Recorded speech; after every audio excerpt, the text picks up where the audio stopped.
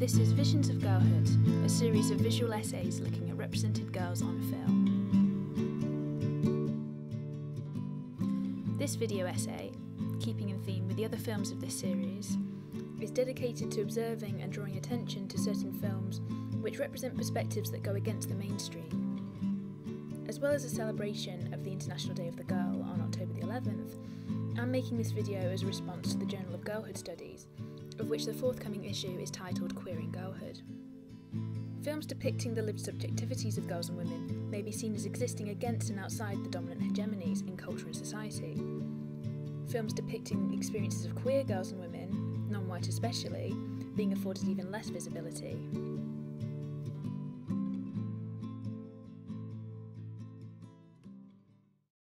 As Barbara Brickman notes, there remains a distressing inability to dislodge girlhood from its heteronormative grounds. The stubborn persistence of white, affluent, able-bodied Western heteronormative girlhood continues to plague critical work on girls and girl cultures. This video attempts to offer a perspective into girlhood that is neither Western nor heteronormative. However, as I will observe, the films of my selection still adhere to certain tropes of queer girls, as represented by global media. When I use the term queer, it is in keeping with Whitney Monaghan's definition of it, in her book Queer Girls, Temporality and Screen Media. The queer girl is defined as an adolescent, typically high school aged, female-identifying and female-desiring subject that operates as both a representation within text and a rhetorical figure. Terming the protagonists of these films queer more subtly describes their nuanced experiences, and how they may not necessarily be defined as lesbian. The characters of these films stand out as being different from and indifferent to normality, usually depicted as observing or staring into space. Monina Gonic's question resonates. Are queer girls girls? That is, ideologies pertaining to heteronormativity usually paint the queer girl as an abhorrence to her gender, a deviation from and a deviant of expected femininity.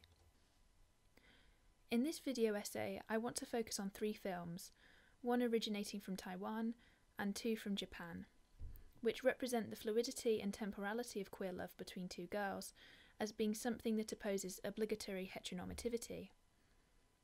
And this fluidity is captured in certain visual metaphors which became apparent to me during my watching of these films.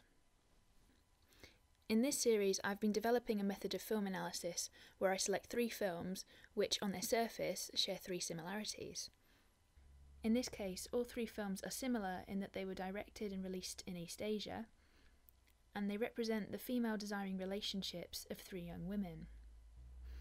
And they are shot and edited in a way that prioritises a female subjectivity. During my watching of these films, I note down certain similarities which appear in the cinematography, editing, mise-en-scène and sound of each film, as well as certain visual tropes and metaphors which stand out to me as being meaningful. Certain similarities may not resonate above visual coincidence, but there are similarities nonetheless. While each film is unique in its representation, these thematic linkages are how I approach film analysis as part of the view that everything, especially in the visual and mediated sphere, is all connected as one whole. In Kakura, Haru, a university student unhappy in her relationship with her bland and insensitive boyfriend Ryota, is approached by Riko, who works as a prosthetist. The two develop a deep bond of friendship and romance together, which spirals out of control, becoming all-consuming to the detriment of their relationship. Incidentally, Hikari Mitsushima, who plays Haru, and Tasuku Nagaoka, who plays the boyfriend Ryota, both had central roles in Shon Sono's cult film Love Exposure. Blue Gate Crossing tells the story of Meng, a high school student who is in love with her best friend Lin. Lin, on the other hand, has a crush on their classmate Jiang.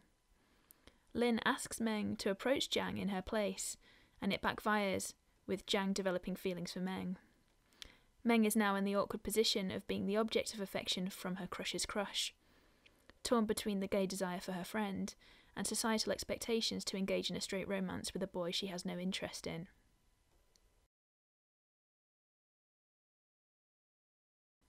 In Blue, Kirishima is captivated by the new friendship she makes with her enigmatic classmate Endo. To Kirishima, Endo is deeply interesting, with refined tastes in art and culture. However, as Kirishima learns, following the progression of their romance, Endo used to be involved with a married man, from whom she adopted his interests in art and culture, such as still life paintings. Kirishima becomes disillusioned and eventually comes to the acknowledgement that she will only act as a stand-in for Endo's inevitable future husband. And this sentiment is something that is shared in Kakura and Blue Gate Crossing as well. All three films depict the queer relationship between two girls as being ultimately undermined by what popular discourse represents as being inevitable, that is, heterosexual involvement with men. For example, in the latter, there is the scene where Lin prints out a blown-up photo of her boy crush and sellotapes it over Meng's face, who essentially has to pretend to be him. Here, Meng wants both to please her friend, as well as desiring to be in the position that her friend's crush occupies, while in the knowledge that this is a performative fantasy that will probably never be realised, such as the bittersweet queer experience of desiring one's straight best friend. In this essay, I want to explore the representation of the protagonist's experiences of being both queer and a girl. And I find that this is best encapsulated by the two visual motifs of my selection, which appear throughout all three films, and that's the presence of bicycles and liquid.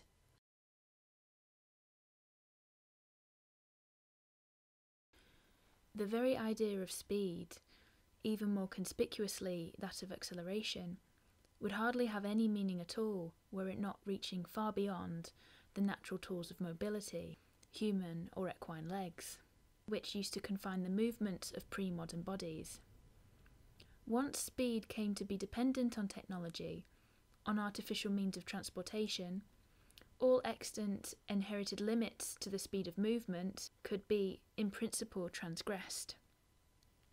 Only the sky, or as it transpired later, the speed of light, was now the limit, and modernity was one continuous, unstoppable, and fast accelerating effort to reach it. Velocity of movement and access to faster means of mobility steadily rose in modern times to the position of the principal tool of power and domination. This excerpt was taken from Zygmunt Bauman's book Liquid Modernity, and it relates to what I've spoken about previously in another essay where I explored the car and how it represents the heterosexual relationship which the man controls by driving, and the girl sits in the back seat until she becomes sexually viable to the driver, at which point she sits shotgun. But what of the individual who's not permitted a place in the heterosexual car on account of their queerness? What of the queer girl who is disallowed from driving in visual discourse? In these films, the queer girl can only get around by way of public transport, bicycles, and on foot. Blue opened with Kirishima running for her bus. She is late, and characteristic to discourses on homosexuality, she is presented as living outside the boundaries of organised time. In light of this, the bus, with its timely schedules and being on a motor-powered predestined journey to somewhere, is nothing more than a lesser version of the heteronormative car, something in which we must all participate on our neoliberal journeys towards future self-actualisation. Both Endo and Kirishima have to take the bus to school, but when Endo steps off the bus, Kirishima takes interest, watching her as she walks up a secluded path to her special place, a gay paradise by the water, which I will return to in the second part of this essay. The bus drives off, and Kirishima watches Endo make her way slowly up the path, in what may be interpreted as an escape from the rigidity of heterosexual life.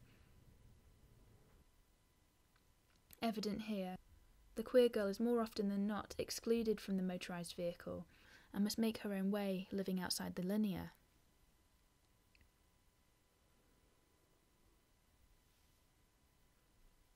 In Kakura, Haru has to cross a railway bridge to see Ryota. The train tracks serve as a reminder of the designated path that the bicycle deviates from. Historically, in Europe at least, the bicycle was seen as a catalyst in women's rights during the late 1800s. In 1895, the British writer Louise J. wrote, "There is a new dawn of emancipation, and it is brought about by the cycle. Free to wheel, free to spin out in the glorious country, unhampered by chaperones, the young girl of today can feel the real independence of herself. And while she is building up her better constitution, she is developing her better mind. The bike signalled a wild and immoral freedom that was seen to clash with the expectations of womanhood. Heavy dresses and restrictive corsets became obsolete to the bicycle rider. Furthermore, riding a bicycle came with the concern that it caused arousal to the women riding it. Riding a bike thus had subtle implications that men, just like corsets, would become unnecessary. What I'm curious to see is whether this was the case in East Asia as well. My cursory glance at the literature bears no results, so this is something that I'd be interested to find out. A quote from Munoz aptly summarises the bicycle and its place in all three films. Queerness is the longing that propels us onward, beyond romances of the negative and toiling in the present. Queerness is the thing that lets us feel that this world is not enough. To me, it is no coincidence that bicycles surround the protagonists of these films, serving as subtle reminders of the space that they occupy in their queer youth, as well as reflecting the psychological condition of each character, from the exhilaration of being in love to the wobbles of uncertainty. For example, when Riko receives a call from Haru, she rushes out from her office. Her ardency to get to Haru means that she falls over her bicycle, abandoning it in favour of running. In light of Bowman's quote, that legs are the inconvenient and comparably powerless mode of transportation, nevertheless suggests a power that goes beyond and precedes the motor, that is, the passion and determination of love without limit, but not without limitation. The bicycle, although unsteady due to its tentative balance on two wheels and human-powered momentum, opposes the heterosexual rigidity and capitalist machismo of the motor-powered vehicle. In the three films, bicycles serve as an ever-present reminder of the fragility and temperamental nature of young love that is constantly threatened in the queer girl's relationship with another girl. Their love, in many respects, is like riding a bicycle, curious, exciting and precarious. Riding a bike may be quicker and more exhilarating than walking, but it is still less efficient than driving or being driven. And if you have ever cycled home in the rain, you can understand the convenience of sheltered transport. The bicycle takes more effort and bears less comfort than the car, and yet there is a wild freedom to it. It is, as Daniel Berman puts it, not so much a way of getting somewhere as it is a setting for randomness. It makes every journey an unorganised tour. The bicycle may therefore be seen as a metaphor for young love, which extends itself to a stereotype of lesbianism as being something designated to youth, something that is written off as being just a phase, a temporary and transitional phase of girlish adolescence and wild freedom from the responsibilities of the world of adults, where women are expected to conform to the heterosexual ideal, from which girlhood may temporarily divert. In Blue Gate Crossing, Jang rides a bicycle as well, which may be seen as representing his immaturity in love. When he is old enough, however, being the straight male that he is, it is assumable that he will eventually drive a car. Throughout the film, Meng and Jang playfully ride beside each other. After Meng's advances towards Lin are ignored and more or less rejected, the fact that Blue Gate Crossing ends with Meng pursuing Jang on her bicycle, for me has the implication that Meng will eventually resign herself to a straight romance with Jang. At the very least, Blue Gate Crossing, as with the two other films, has the message that queer love is ultimately a fruitless and disappointing sport.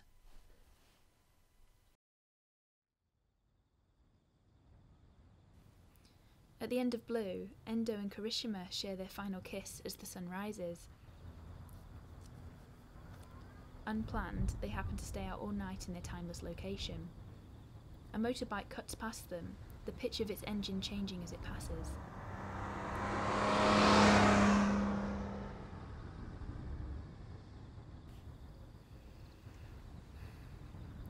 This Doppler effect rather aptly denotes the passing of time and its relation to and disruption of the unregulated freedom of queer girlhood. The presence of the motorcycle particularly demonstrates how bicycles may become motorised, presenting a coming of age for the queer girl in becoming a queer woman, which brings to mind the Dykes on Bikes motorcycle group. And thus the motorcycle, in all its fuel-powered independence, provides an alternative to inevitable heteronormativity, that awaits the majority of represented girls.